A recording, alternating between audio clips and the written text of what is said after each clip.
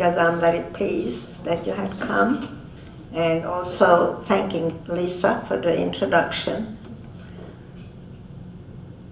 When we were kind of negotiating time, I was telling Lisa that I could tell my story very briefly, because you must have heard many, many Holocaust stories. So you would not necessarily want to hear one more. There is so much more that we can talk about than just to tell the story. One of the things that I think we can do, in addition, I do plan to tell you my story. I am not shirking from that. But what I'm suggesting is that there are some lessons we can learn from the Holocaust. And what are those? And are you interested in not only hearing the story, but to see what conclusions, what lessons we had learned from that? So it is really up to you how we spend the next hour together. I am very much in favor of a good conversation, because knowing that you people had read and heard and know a great deal about the Holocaust, I also imagine that you had left maybe with some questions, and that I will be, if I can, answer those questions, because I've been reading, writing, learning more and more and more since I've been there, so that if you have questions, which I assume you have plenty of, I would much rather spend time listening to your questions and trying to see whether I can respond to them than to tell you one more detail about something that I assume you actually know quite a bit about. How does that sound to you? Yes. So I should not be too long with my story, and then you can either ask a question in relationship to that, or about whatever you read or heard and had left curious about, and maybe I would be able to discuss with you further. Let me have something to drink before I start. One of the things that I do like to emphasize from the beginning, that when you look at this horrendous event, it is easy to think that everybody who survived it has had pretty much the same experience. You don't think so? I agree with you. Not only that we were born to a variety of families, we have different psychologists to begin with.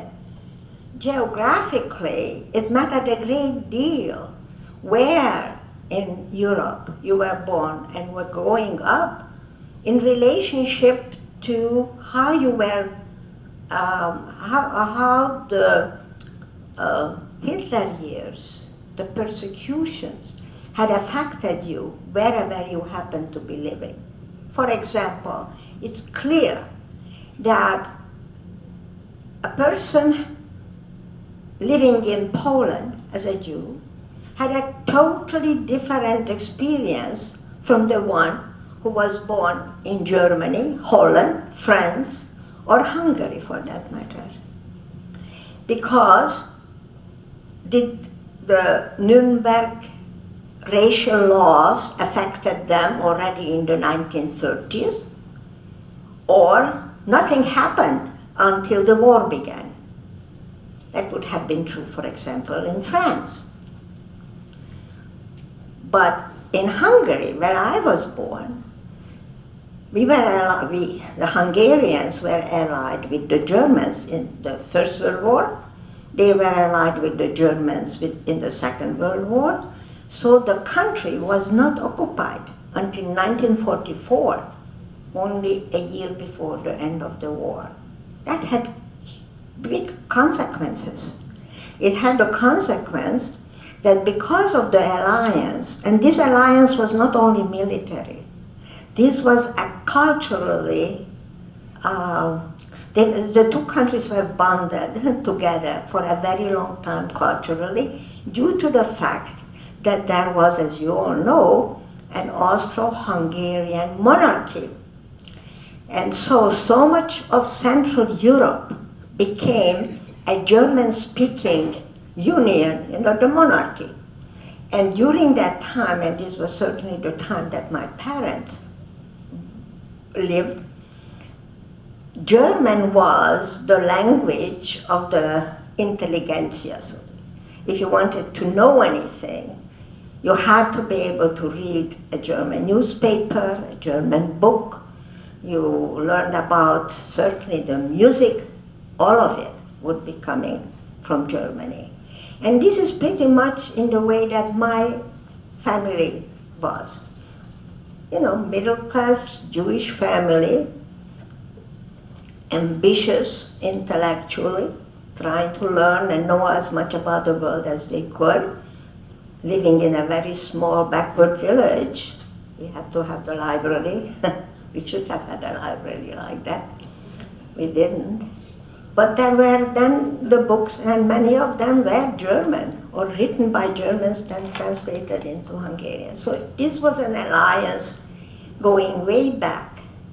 And when the Nuremberg racial laws were passed, which was in 1935, the Hungarian Jews were included, which meant, to make it really personal in terms of my own life, that my father was put on house arrest.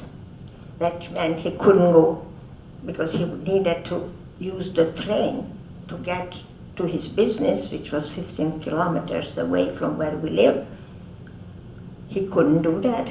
He was now on house arrest. A man in his prime cannot go to work. This had grave, grave consequences. Another thing that happened during that period, and that Jews could not attend universities. They were not appointed into positions either in any of the professions where they could have, progressed and make a career out of it. So as far as I can remember, I was born in 1927. I know you are computing. I'm 91 years old, so I'm saving you the time of figuring out how old I am.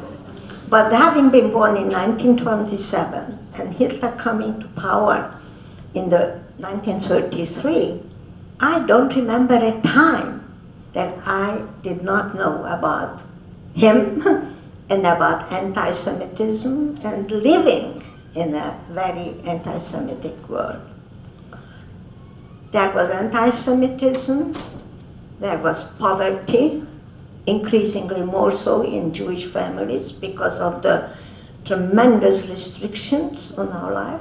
There were restrictions to our education, high school, university, and the like. So this is long before the Germans had arrived and had taken us, deported us into what I call the killing fields.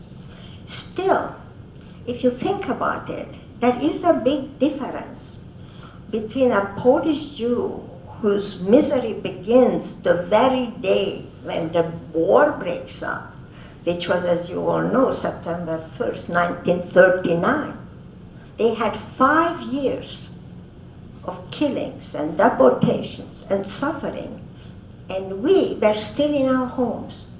How relative good life can be if you only suffer from anti-Semitism. Nothing to it. You still have a few hands on your yard that you can go and take to the shachter, I don't know how you call it in English exactly. It had to be cut in the kosher way, for sure. But we had it. We had enough to eat, not enough clothing. Clothing became a problem during the war. But otherwise, the suffering, quote unquote, cannot be compared to what was happening in the east of us, where the Germans had started, and in France, where they had taken over, and then in Holland. And certainly not in terms of the German Jews who had still another situation. So here in my family, my father on house arrest, my mother a very bright, ambitious, competent woman, had to go and take care of that because we needed some money. My two brothers, still in high school at first, but very soon inducted in the forced labor camp. And I do want to tell you about the fate of Hungarian Jewish men, because this is a piece of the Holocaust history that had not gotten much attention. The reason being because there are very little evidence to bring other than stories, that the one like I would like to tell you now. Boys and young men between the ages of 18 and early 40s, they started to induct these young men into forced labor camp as soon as the war began, that is in 1939. They were attached to the fighting units, to the Hungarian and to the German fighting units, to do the dirty work. They were not issued a uniform. They were not given proper shoes to wear whenever they were then working. These people who were, what did they do? They were cutting trees from the mountainside. And just think of a daylight today when it's raining, and these young men were not physically particularly suited for cutting trees and not to hold their grounds while doing so on a slippery mountainside. They were dying by the thousands. And this is interesting. This is how I lost my two brothers. They were 20 and 22. How it never came into the history books, it's hard for us to know. Because while these young men and heads of families, my father was not in this situation because he was too old. My father was 15 years, my mother's a senior, and he was already in his 50s at the time. But he had suffered another fate by being on house arrest. What it did to me was to make me grow up very fast. Being the only girl, I was the one with my mother's absence to take care of the house and to cook and to bake the bread, because we did have a bakery in the village, but the pride of every family was to make their own bread. They baked it for the whole week. It left me with certain skills that served me well, I must say, when the times had become very tough as the war was wearing on. And probably still does, because I don't mind physical work. It comes easy. I'm kind of used to that. So all this then changed in March 1944, when the Hungarians wanted to get out of the alliance, and the Germans got hold of it. They learned about it, and they couldn't afford to lose Hungary, because Hungary was a good breadbasket, putting it that way. It grows a lot of wheat, and so they needed the people.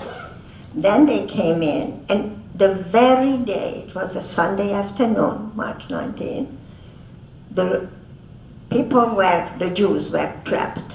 And immediately, really that very afternoon, the deportations already began. People picked up on the street. Jews could not use public transportation, and there was nothing else. At this point, I was not in my hometown. I'm 17 years old in 1944. And I was living with my aunt in the hope, and I did manage actually, to get into a Jewish gymnasium. So I tell my children and grandchildren, when they find me not very well educated, the reason is that I had only a year and a half in a high school, and I never went to college.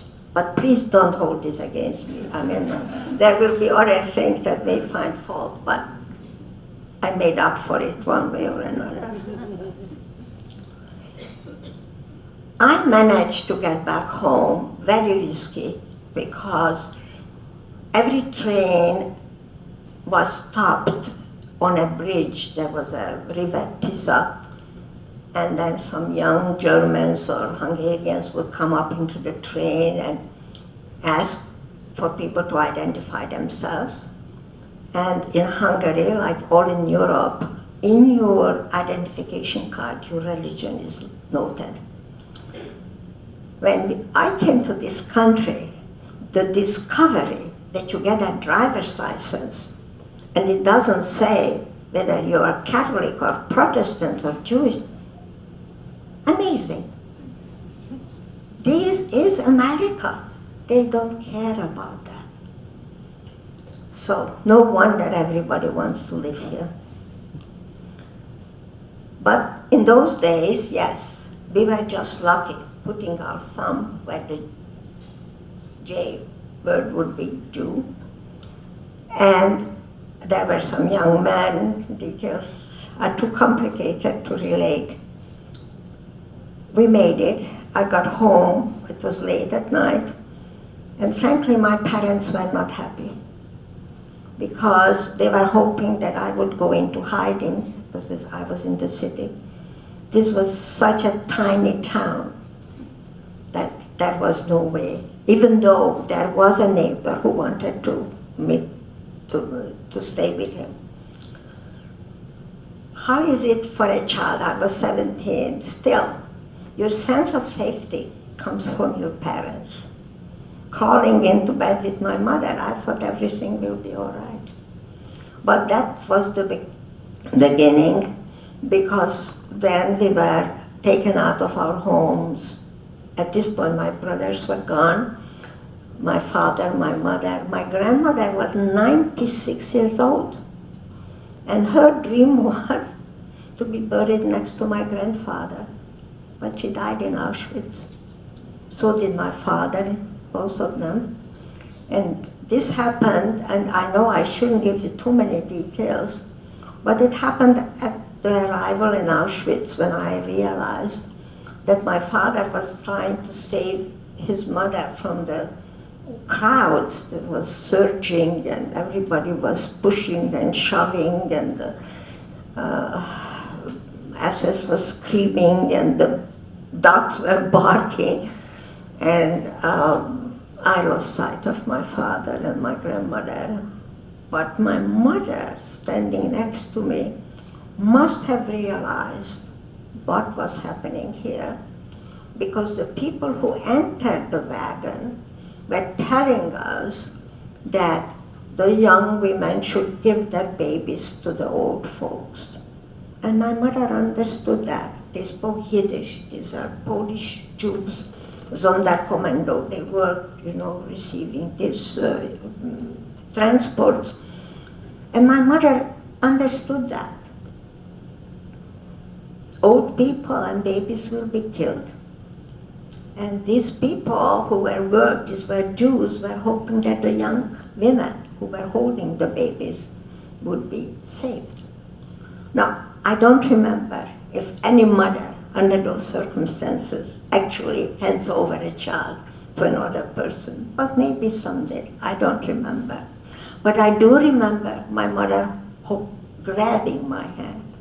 And this holding hands with my mother became like a passport to life, literally. Because if we had been separated, and there were many, many instances where we could have been separated, I don't think either I nor she would have made it. It was very important that people, at least two sisters, a mother and a daughter was very unusual. Most mothers didn't make it. From my community, other than my mother, there was only one other woman who survived of her age group. My mother in 1944 was 46 years old, much too old to survive. How am I doing with time? Right.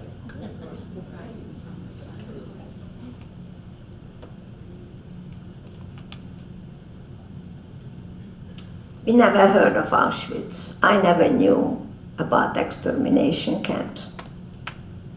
My mother kind of got the idea because I overheard her. This is not June, the first week of June. If you were students in a school, in a high school, I would say, why is it so important for you Americans to know that we arrived in Auschwitz the first week of June? You know it, many kids do, and some of them don't know it. We did not know that the Americans were landing in southern France at pretty much at the same time. For Eichmann, it was very important to finish Hitler's job, to make Europe Judenfrei, even though at this point in 1944, those of you who know the history of the Second World War, not only did the Americans land in southern France, but the Russians were pushing the front. This is after Stalingrad, after that horrible winter when the Germans had suffered, finally, their major losses in Stalingrad. And so the Russians were making very good headway in the east, and the Americans were coming in on the west. Chances of this war really ending our way was on its way, except we didn't know it, because we certainly were not told what was going on with the war. As we exit, I'm taking you back to Auschwitz now, as we exited from these overstuffed and horribly smelling wagons, because these were several days, I don't know how many, close maybe to a week that we were on the way. There was a barrel to put our feces and urine or whatever, but nobody made it there. So we were sitting in our own vomit and in our excrements. You can well imagine what that felt and smelled like. So when we were finally exited and we could, this is June, I mentioned already, it was the middle of the day, there was black, heavy smoke in the air. I would have made nothing of it. I was probably kind of somnambulant or not quite conscious because I fainted several times while I was in the wagon. But I heard my mother saying, I think human flesh is burning. And when I heard her say that, I said, what is? She said, that's a rumor. And you see, a mother is a mother. She kind of kept me in my ignorance. We were in Auschwitz for a relatively brief period of time then, but I did not know what Auschwitz was. I did not know that this was an extermination camp. Actually, we were not given, we were not taken into a regular barrack. We were sitting on the floor, just the soil. I mean, there was nothing there. What do you call it? The earth, yeah, nothing else. And we were sleeping or trying to relax by leaning against each other's backs, taking turns, how we will sit. By then, our hair was shaven off, all hair. Everything was, I call it radical nakedness. It's an amazing way of dehumanizing people. My mother wouldn't recognize me, you know. We so depend on our appearances as we are with other people. By the time you get naked, there is nothing between you and the elements, whether it snows or whether it is sunshine. And you don't realize you were not taken there to live. You were taken there to die. So nobody cares that you're standing there naked and it is raining or snowing or whatever. Not in June, it wasn't snowing, but the sun was coming down.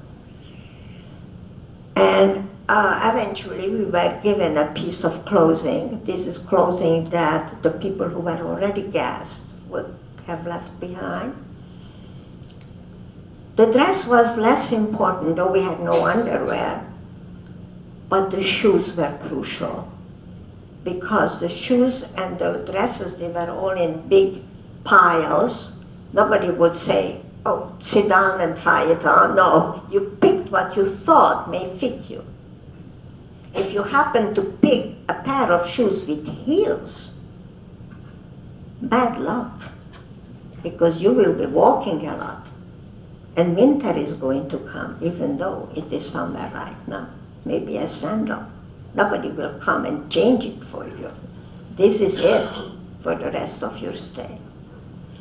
Now, interestingly, I remember what the dress looked like. I could describe it to you now, but I have no memory of the shoes. But that was the important part. Nor do I remember whether or not we got some extra clothing for the winter. The best I can tell, what my friends who were with me, when I was begging them, I said, how come? My son actually asked me that many, many years later, here in Boston, we were on Beacon Street and it was very cold. He suddenly looked at me and he said, Mom, how did you survive the winter? And I didn't have a good answer for him. I couldn't remember a winter coat. But then, as I asked my friends, I said, what did we do? They said, no, don't you remember? We were allowed to take the blankets. That we had these military blankets, they were heavy gray blankets, and we wrapped ourselves in that. That is what we did in the winter time. So I'm going to tell you very quickly what happened after Auschwitz. We were there, as I mentioned to you very briefly. There was some cooked grass we got to eat. And after that, we were taken to a place called Plaszów, a stone quarry near Krakow. I would suspect that some of you saw a movie called Schindler's List. Did you? Put up your hand. Oh, okay. So the summer of '44, my mother and I spent in that camp. If you remember the movie, there was a stone quarry, and Schindler's Jews were there because they were the Jews who were in the Krakow ghetto. But we didn't know that. What we had to do, we just had to carry some heavy stones from one place to the next. No buildings were going on. This was strictly to keep us busy. And we had to walk in one person, so that they could make sure these young SS women, they were the ones who surveyed the whole situation. We were to carry these stones heavy enough to pull down our arms. So sometimes my mother tried to cheat, took a smaller stone. They would notice that, they sent her back. And I would always manage to go back with her, because we did not dare to ever to be separated. It was very easy to lose touch with each other.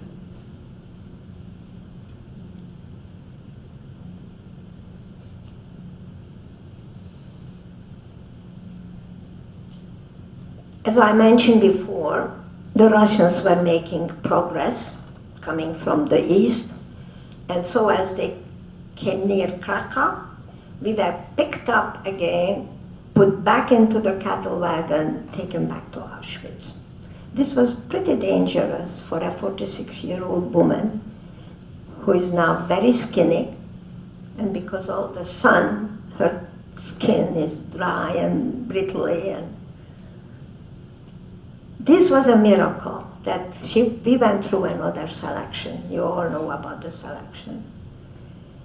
So we are back in Auschwitz. We got our tattoos. If you haven't seen one, I'd be happy to show you mine. We stayed in Auschwitz a little bit longer. We got a little bit better food. I think we got some horse meat over the weekend. And then we were taken out to a place that is now in the Czech Republic, in Czechoslovakia. There I worked in a factory that was supposed to have made parts to an airplane. I can tell you the detail of the work. It was okay. I was indoors, and that was important. However, the older women were kept outdoors so that they would die faster. How my mother survived that winter is a miracle to me, really, but she did. And it was at that camp that Armistice Day came, May 8th, 1945. We had no idea that the war will come to an end. And I'm going to sit down now because I gave you that overview. And I would want to have some questions, and then I can tell you about liberation and all the other pieces that you may be interested in. Okay? Thank you.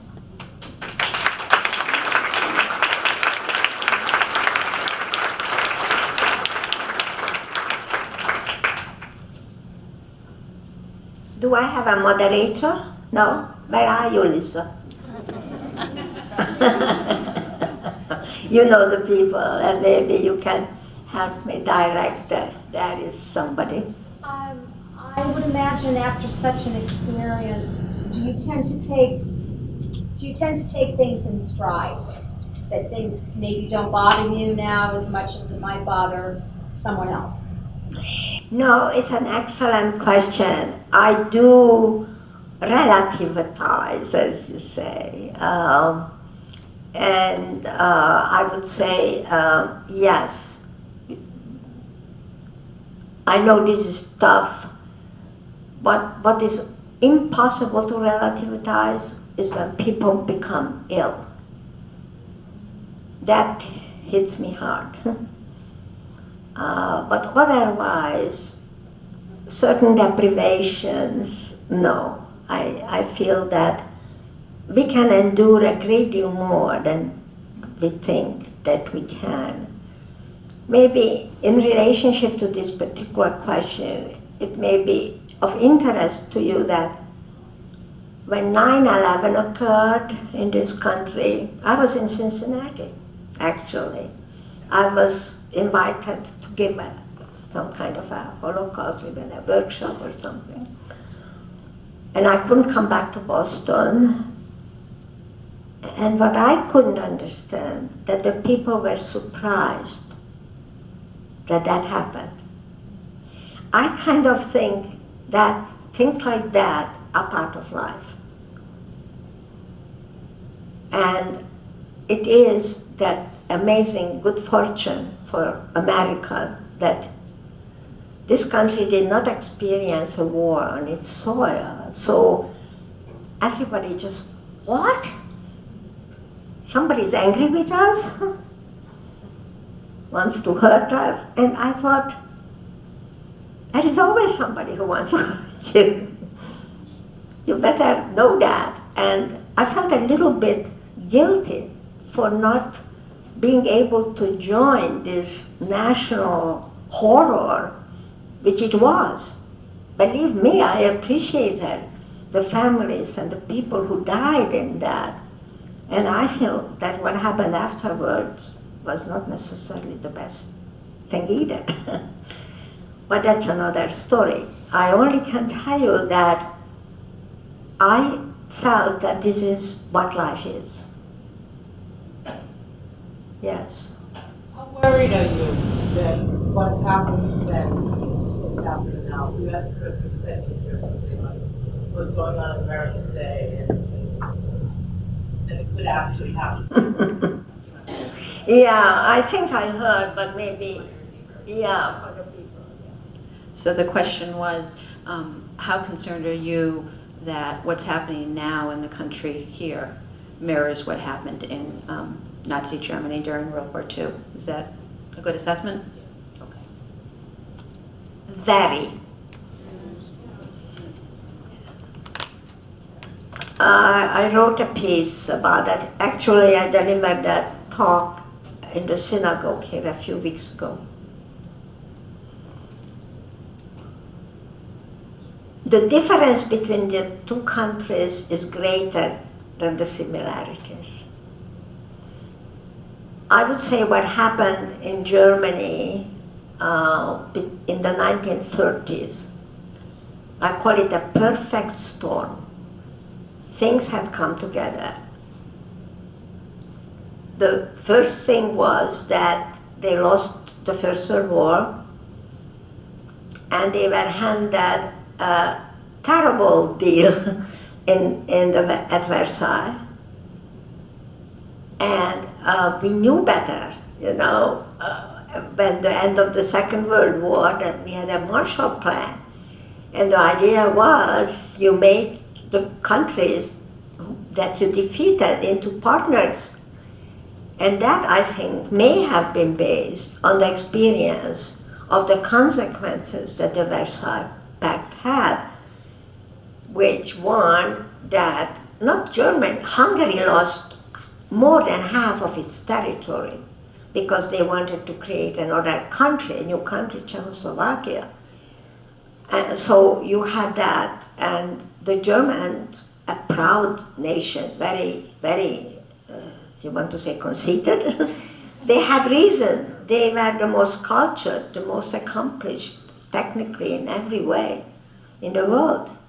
I don't want to compare them to the United States. I don't know where we were, but certainly when it came to learning about the atom power and all that, we grabbed those good Nazis to teach us how to do that piece too.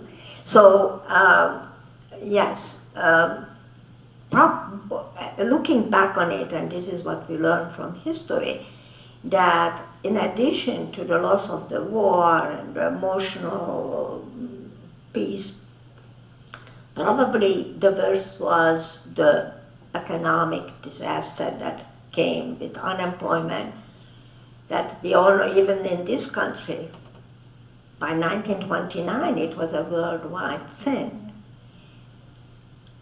Where my first reaction came in this country was with the Muslim ban, that very soon after the new administration came in, that turned out to be an important piece, which countries should not come, people kind of. And I experienced that pretty much of the importance that it was for the National Socialists to find a scapegoat. Now, the best scapegoats in the world are the Jews. Why is it? And I'm going to make a little test with you about that. Why am I saying that we make such good scapegoats? What would you say was just a guess? You don't have to know it exactly. But looking back on it, if you would be kind enough to volunteer what you think, was the percentage of Jews living in Germany at the time that Hitler came to power. Would you know that, or would you like to take a guess? 3%. You said 3? Well, very good number. Anybody wants to put it higher or lower?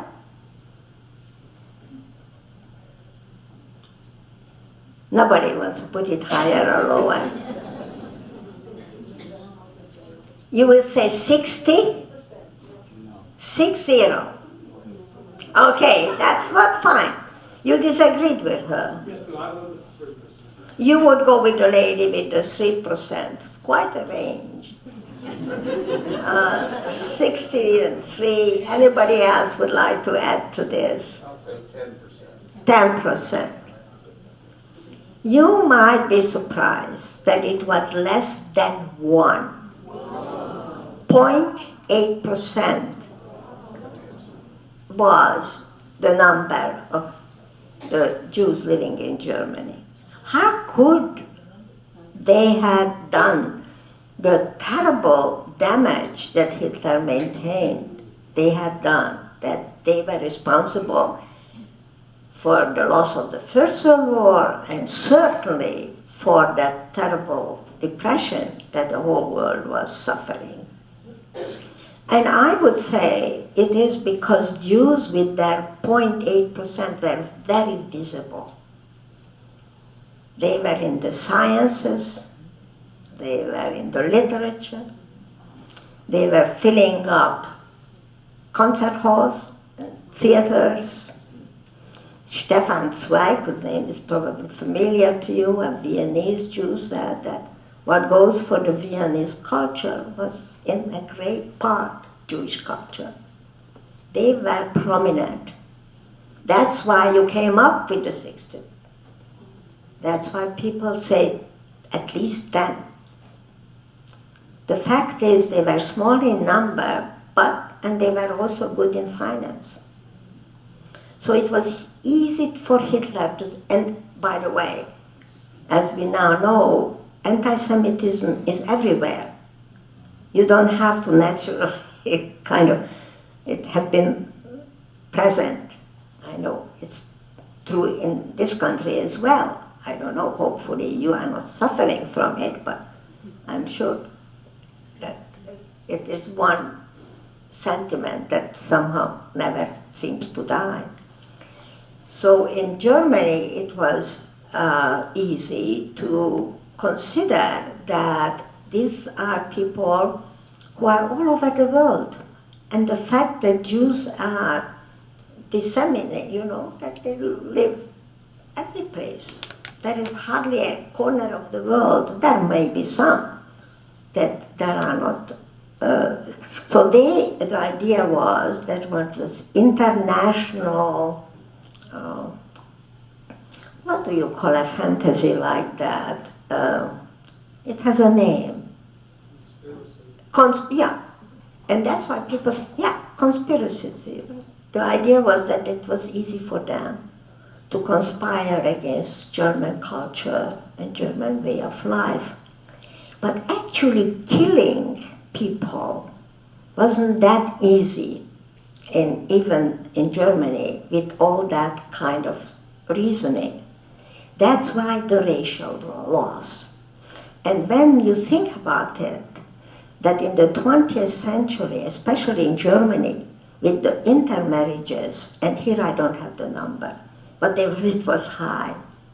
The German Jews were highly assimilated, and there was a lot of intermarriage. And how do you find out who is a pure Jew and not so pure Jew, and a half Jew and a quarter Jew? Do they have all separate racial laws? They tried that too. And I think it's something similar with the Muslims.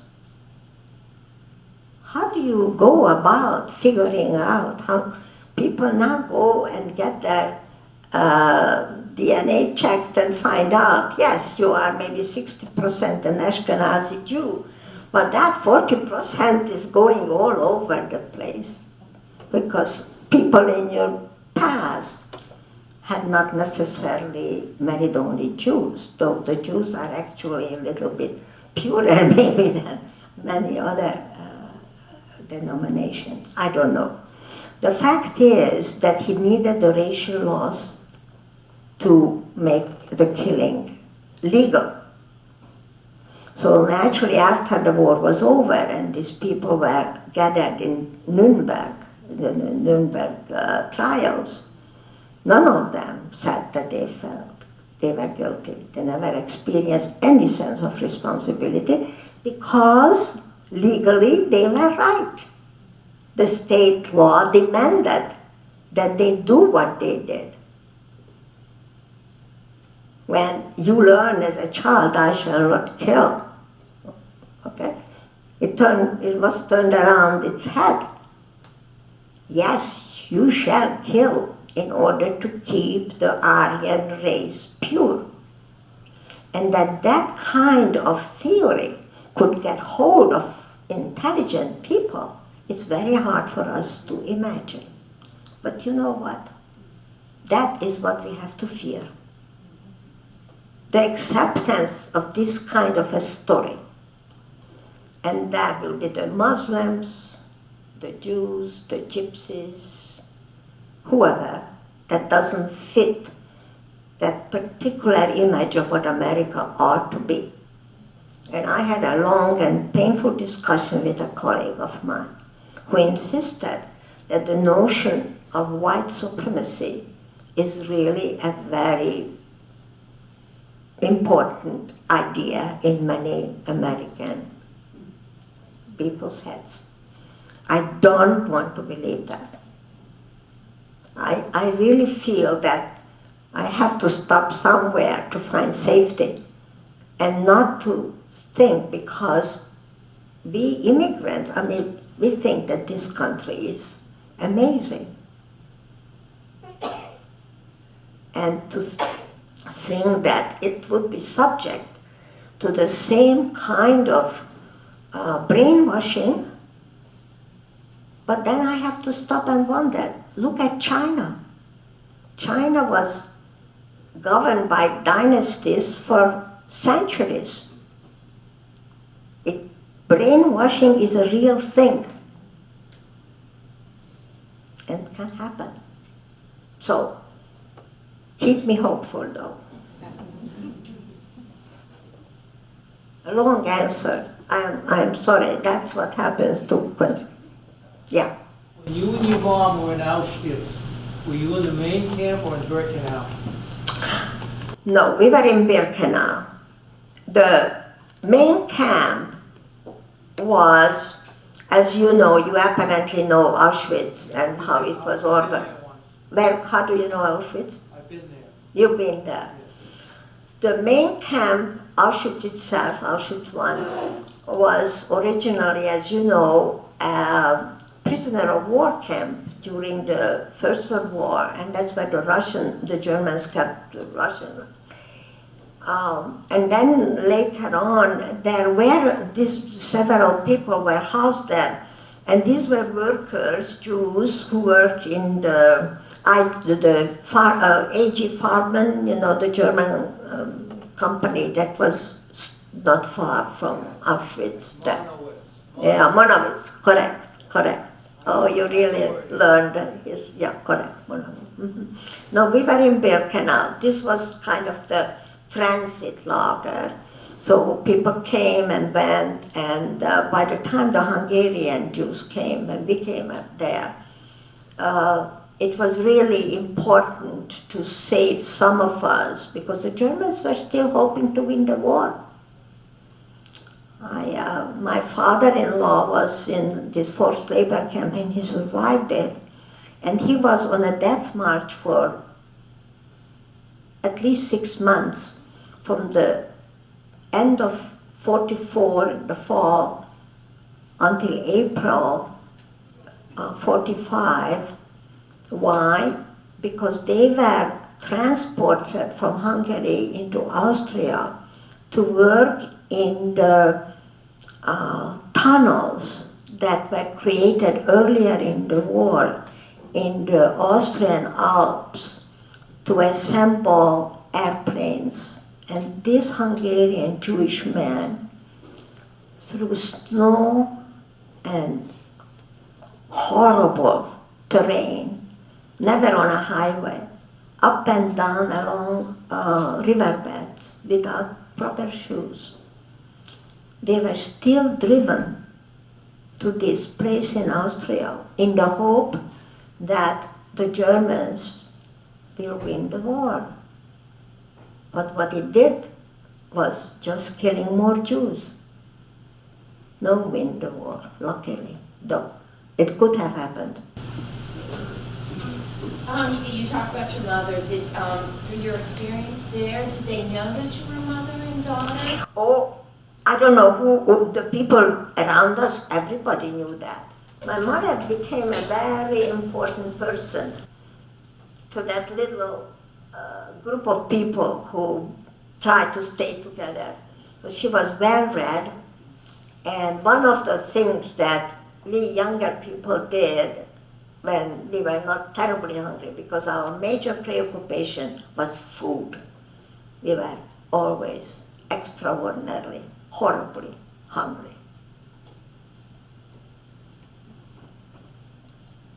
But there were times, the sun was shining, we were young, and nobody was around to see that we actually talked. We were not supposed to be talking to each other. One of the things we try to do is to remember some plots in books. And, you know, it was strange because we couldn't do without my mother telling us whom Pierre really loved and cared about, War and Peace. Most of us did some Russian literature, so we were trying to put those pieces together, and some Hungarian poems that we would, just so to keep our minds. And she was very helpful because she really knew that and could help us out. But people knew that we were mother and daughter. And later on, my mother said that she thought many people rather were envious for good reason. That was a very privileged thing to have your mother there and for her to have me as her daughter, because I had to take care of her, really. Physically, I remained much stronger than she did. And this is very touchy, but very important, and I'm glad you brought it up. I learned about it after the war when we came back, and my aunt was still, and my aunt and my uncle, they were still in the apartment in Budapest where they lived. Because of logistics, they could not deport the Jews from Budapest. They had a different way of killing them. They would take them from, you know the story. They took them to the Danube and so forth. So when we got back, and we were able to be with my aunt and uncle, but my mother had to find a job, you know. None of our men, neither my father, my brothers came back. I was 18 at this point. I needed to finish high school to get my matura, you know. This crazy ambition for education never dies. That was the first thing of order for me to go back to school, get my matura, and maybe, who knows, I could maybe even go to a university. That was the hope. But my mother had to find a job. You know where she wanted to work? In an orphanage.